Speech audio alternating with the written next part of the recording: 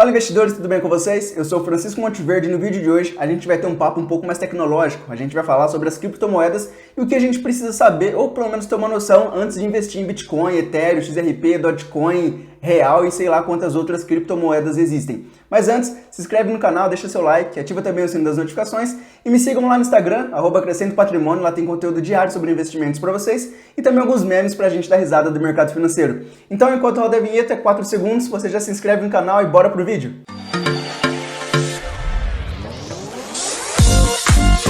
Bom, então vamos lá, investidores, porque hoje o papo é um pouco mais tecnológico sobre as criptomoedas, que atualmente estão em queda livre aí faz alguns dias, e aí quando as coisas estão caindo, ninguém quer comentar, né? Mas é só as criptos ter uma subidinha aí de 5, 10, 15% que já começa a chover aquele tipo de post no YouTube que me irrita bastante. Você sabia que se você tivesse investido R$1.000 em 2014 em bitcoins, hoje você teria R$40.000? A própria pessoa que faz esse tipo de post não tem Bitcoin desde 2014, então isso me incomoda bastante, eu acho que é um post bem tendencioso e chato. Mas deixando a minha opinião sobre os posts do Instagram de lado, o que chama bastante atenção nas criptomoedas e que muitas pessoas não comentam quando elas caem, é porque é muito difícil explicar a queda de uma criptomoeda, já que ela, como uma criptomoeda, ela não tem um balanço trimestral que pode explicar a queda de resultados da empresa, ou que a empresa está vendendo um pouco menos seus produtos, ou teve algum problema gerencial lá e os lucros vieram um pouco menores, e também, como elas não são moedas comuns, não tem nenhum governo por trás fazendo algum tipo de cagada ou imprimindo desenfreadamente moedas, aumentando a inflação do país, o que justifica a desvalorização de uma moeda em relação a outra. Então é muito difícil explicar as quedas e também é muito difícil explicar as valorizações das criptomoedas. As valorizações às vezes é até um pouco mais comum explicar, principalmente quando alguma pessoa tipo Elon Musk publica alguma coisa, aí as criptomoedas sobem bastante. Mas normalmente as criptomoedas são regidas simplesmente por oferta e demanda. Um monte de pessoas querendo comprar ou vender, isso altera drasticamente os preços. E também quando algum governo grande faz alguma coisa que deixa o pessoal do seu país ou mundial um pouco insatisfeito, e aí as pessoas costumam correr para as criptomoedas, para ouros e para outros tipos de ativos para tentar proteger um pouco seu capital. Bom, eu vou comentar sobre as 3 principais criptomoedas que existem atualmente, que são o Bitcoin, Ethereum e a XRP, que é uma criptomoeda um pouco mais diferente das outras duas, e também dar alguns pitacos sobre as várias criptomoedas que vêm surgindo atualmente, por exemplo, o Dogecoin, que teve uma subida aí de mais de 1000% recentemente, também por conta de um post do Elon Musk. Então as pessoas precisam ter um pouco mais de consciência antes de entrar nas criptomoedas, principalmente saber pelo menos as diferenças que existem entre uma criptomoeda e outra, porque muitas pessoas acham que são tudo a mesma coisa, tem todas as mesmas funções, mas na verdade não é bem assim, e é isso que eu vou explicar para vocês hoje. Bom, vamos começar então pela criptomoeda mais antiga e também mais famosa e utilizada atualmente, que é o Bitcoin. A ideia do Bitcoin ela surgiu em 2008, junto com a crise imobiliária dos Estados Unidos, onde muitos bancos grandes faliram, o governo americano começou a imprimir desenfreadamente dinheiro, e isso assustou muito não só a população dos Estados Unidos, mas também a população mundial em relação ao que os governos faziam e como eles poderiam interferir na economia através da impressão desenfreada de dinheiro.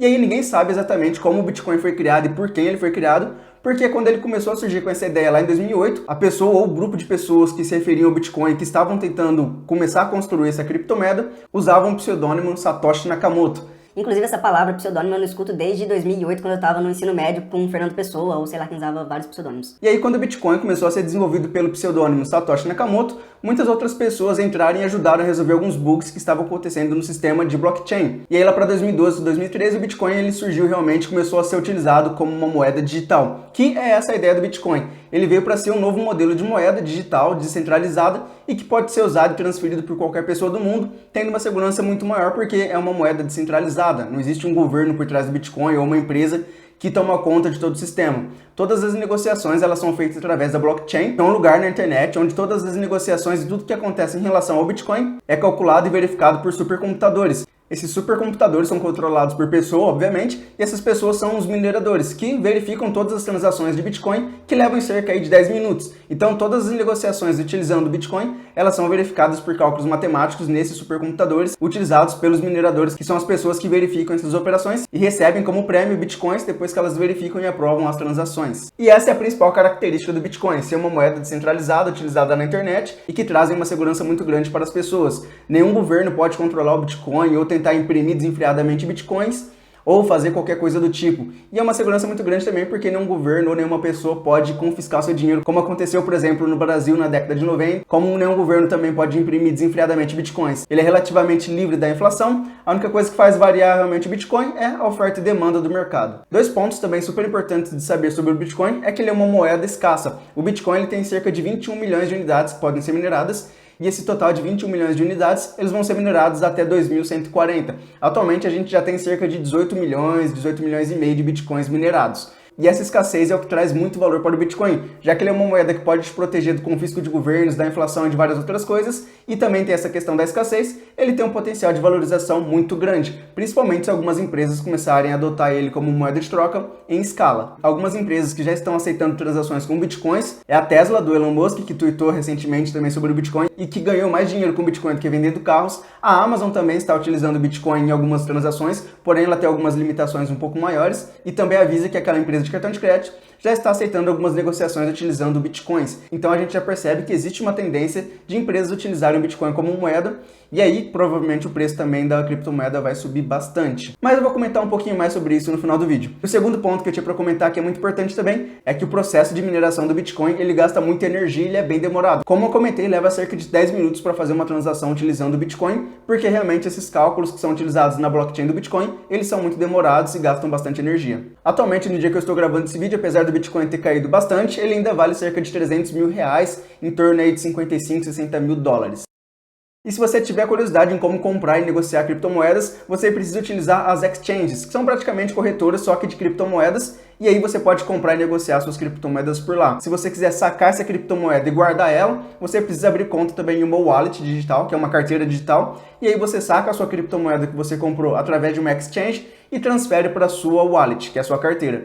Tem um link aqui na minha descrição da Coinext, que é onde eu utilizo, e se você abrir conta lá e depositar 50 reais ou algumas criptomoedas, você ganha um bônus de 10 reais para começar a investir dentro da Coinext. O link está aqui na descrição se vocês tiverem interesse, é claro.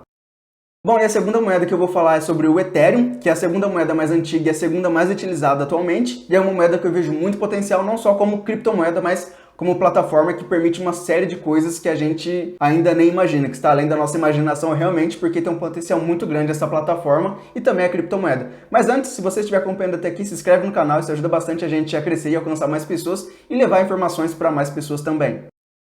Bom, falando sobre o Ethereum ou Ether, tem uma diferencinha aí sobre essas duas coisas que eu vou comentar pra vocês já já, mas a principal coisa, mais legal sobre o Ethereum é que a gente sabe quem criou e essa pessoa está viva. Ela atualmente toma conta de parte das decisões relacionadas tanto ao Ether quanto ao Ethereum, e a pessoa que criou foi um jovem. Na época quando ele criou o Ethereum ele tinha cerca de 21, 22 anos, e atualmente ele tem 27, 28 anos. Quem criou o Ethereum foi o Vitalik Buterin, esse cara que eu vou colocar a imagem aqui na tela, e ele realmente participa de várias decisões relacionadas a Ethereum. Um ponto bem importante que a gente não pode confundir sobre Ether e Ethereum é que são duas coisas diferentes, mas elas fazem parte do mesmo ecossistema. O Ether é a moeda utilizada na plataforma Ethereum. A plataforma Ethereum é a blockchain onde ocorrem todos os códigos e onde todas as coisas, as transações são feitas. E o Ether ele é utilizado como gás, a criptomoeda que permite essas coisas serem feitas. É a forma de pagamento da plataforma Ethereum. E o Ether ele pode ser utilizado também como uma criptomoeda, assim como o Bitcoin. Porém, muitas pessoas veem muito potencial não na Ether, mas sim na plataforma Ethereum, porque realmente ela vai permitir muitas coisas bem diferentes e que estão além da nossa imaginação realmente, que eu vou comentar aqui para vocês agora. Bom, a plataforma Ethereum, ela roda também dentro de uma blockchain, assim como o Bitcoin, porém a plataforma da Ethereum é um pouco mais complexa e mais... como é que eu vou dizer? E mais complexa do que a plataforma da Bitcoin. Mas ela também tem um objetivo e um funcionamento bem diferente do Bitcoin.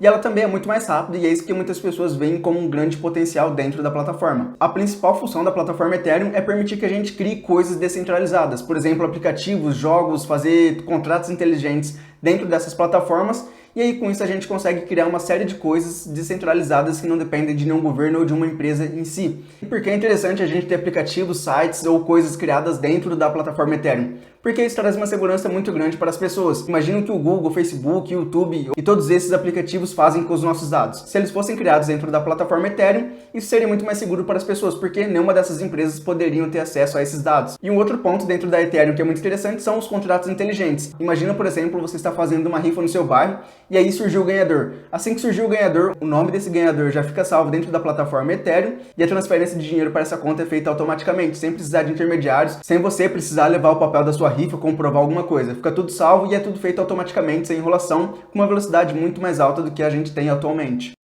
E outro ponto que muitas pessoas estão pensando em explorar também são as finanças descentralizadas, que é o sistema DeFi. Imagina então que você quer pedir um empréstimo para uma pessoa que vive na Bélgica. Você não precisa de um banco para fazer isso. Você pode usar a plataforma Ethereum para pedir esse empréstimo, negociar as taxas de juros com essa pessoa diretamente, e aí a transação, cobrança de juros e tudo mais é feito dentro da plataforma Ethereum, sem um banco ou sem nenhuma empresa ou um governo mediando isso. É tudo realmente descentralizado e isso tem um grande potencial futuramente, mas atualmente ainda está um pouco mais complicado. Então, basicamente, essa é a maior diferença entre o Ethereum e a Bitcoin. O Bitcoin veio para ser uma moeda realmente para te permitir comprar, vender coisas, usando o Bitcoin como uma moeda de troca. E o Ethereum ele veio principalmente como uma plataforma onde é permitido a gente criar várias outras coisas descentralizadas, sem interferência de governo e empresas, mas também tem a sua moeda de troca utilizada lá dentro. E o Ether atualmente ele é negociado a cerca de 13 mil reais, ele tem um valor muito abaixo ainda do Bitcoin, porque ele é realmente uma moeda muito mais nova, ainda está começando, e as pessoas estão começando a perceber o valor e a utilidade do Ether e da sua plataforma. Bom, a terceira criptomoeda que eu trouxe para vocês é a XRP. Essa já é bem diferente das outras duas moedas, porque ela já não é descentralizada. A XRP ela é uma criptomoeda da Ripple Labs, que é uma empresa fechada, e que usa o protocolo Ripple na RippleNet, que é a blockchain da Ripple. A XRP ela tem um sistema diferente das outras criptomoedas também. Ela já não usa somente a blockchain, ela tem um sistema híbrido entre a blockchain e o sistema de transferências interbancárias. Isso mesmo, ela utiliza o sistema que os bancos utilizam para fazer transferências de dinheiro e também a blockchain. E aí a principal ideia da XRP é ter uma rede de transferência interbancária com uma velocidade muito maior e sem ter nenhum tipo de limitação. Por exemplo, atualmente, se você quiser transferir dinheiro do Brasil para a Bélgica, para a Holanda, para qualquer outro país do mundo, você precisa transferir seu dinheiro para o seu banco aqui no Brasil, o seu banco no Brasil transfere para um outro banco, converte o real para o dólar, esse outro banco ele vai transferir para um terceiro banco talvez, esse terceiro banco vai fazer a terceira conversão para a moeda local. Então você faz a conversão do real para o dólar, do dólar para a moeda local e da moeda local vai para a conta da pessoa que você quer transferir ou para o outro banco. Então é um processo bem demorado, também tem bastante limitações, por exemplo, o sistema ele só funciona em dias comerciais e no horário comercial também. Então a ideia da XRP é ter mais ou menos um Pix mundial. Funciona 24 horas por dia sem limitação e em uma velocidade muito mais avançada do que a gente tem atualmente. Inclusive o Pix que a gente utiliza aqui no Brasil, que é uma revolução aqui no nosso país, ele usa parte da plataforma da Ripple. Então ele utiliza um pouco dessa tecnologia para a gente ter as nossas transferências aqui bem rápidas, que inclusive eu praticamente só uso o Pix, eu não faço TED mais. Bom, algumas diferenças e semelhanças entre a XRP e o Bitcoin são: bom, a XRP ela também tem uma limitação de moedas, ela tem cerca de 100 bilhões de unidades, mas essas 100 bilhões de unidades já foram mineradas lá no lançamento da criptomoeda em 2012, diferente do Bitcoin que tem somente 21 milhões de moedas e que vão ser mineradas até 2140. Um outro ponto aí que é bem diferente entre essas duas criptomoedas e que desagrada muitas pessoas é que a XRP ela pertence a uma empresa e ela não é então uma moeda 100% descentralizada. Um ponto também super importante entre o XRP e a Bitcoin é que a plataforma XRP ela é muito mais rápida e gasta muito menos energia. Enquanto uma operação na plataforma da Bitcoin leva cerca de 10 minutos, na XRP eles fazem mais de 1000 operações por minuto, então é um sistema muito mais rápido e que também gasta muito menos energia. E esse é o grande potencial dessa plataforma. E também a XRP é a criptomoeda mais barata em relação às outras duas. Atualmente a XRP ela está sendo negociada a 6, 7 reais, na casa aí de mais ou menos $1. Isso muito por conta dela desagradar muitas pessoas por não ser uma moeda descentralizada. Bom, basicamente sobre as criptomoedas, era isso que eu queria dizer, essa é a parte um pouco mais técnica, mas que é muito importante também. Muitas pessoas precisam entender as diferenças entre as criptomoedas e que cada uma delas tem uma função e uma utilidade e um certo potencial para ser explorado. Eu gosto bastante das criptomoedas, vejo bastante potencial no uso delas. Diferente de muitas pessoas, eu acredito até na XRP, que é uma moeda que apesar de não ser descentralizada, tem uma empresa por trás, ela é uma moeda que eu vejo grande potencial. Essa questão de fazer os bancos terem uma mesma regra, todos eles utilizarem o mesmo padrão e conseguirem fazer transferências de um banco para o outro em diferentes lugares do mundo numa velocidade muito mais rápida, eu acho que tem uma grande utilização no futuro e que é um grande potencial porque eu não acredito que os bancos vão desaparecer. Enquanto as outras duas criptos, eu acredito também que elas têm bastante potencial, principalmente o Bitcoin, que já está sendo utilizado por diversas empresas como moeda de troca. Mas tem um ponto bem importante que muitas pessoas não entendem, é que a gente não deve dar all-in nas criptomoedas, principalmente por conta dessa alta volatilidade e desse futuro realmente com grande potencial, mas ainda incerto.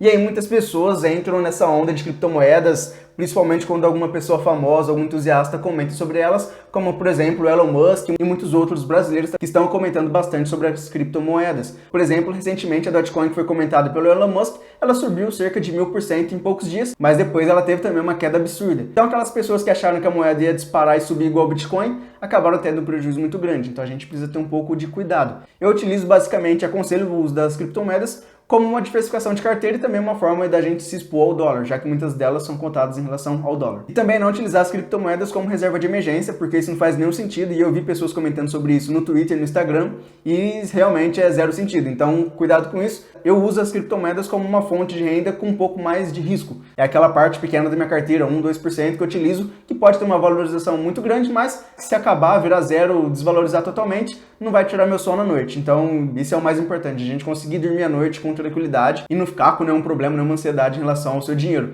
Mas é isso, as criptomoedas estão no futuro, eu gostaria de saber a opinião de vocês, o que vocês acham das criptomoedas, se vocês investem nelas ou não. E, inclusive, se você quiser investir, tem o link aqui da CoinNext, lá você ganha R$10 de bônus quando abrir sua conta e depositar R$50. E deixa aqui na opinião de vocês qual das 3 criptomoedas vocês acham mais interessantes e qual vocês têm em carteira. É isso, pessoal, o vídeo de hoje. Se você gostou, deixa seu like, se inscreve no canal. Me siga lá também no Instagram, @crescendopatrimônio. Lá tem conteúdo diário pra gente conversar e a gente tem um contato um pouco mais próximo também. É isso, muito obrigado e até o próximo vídeo.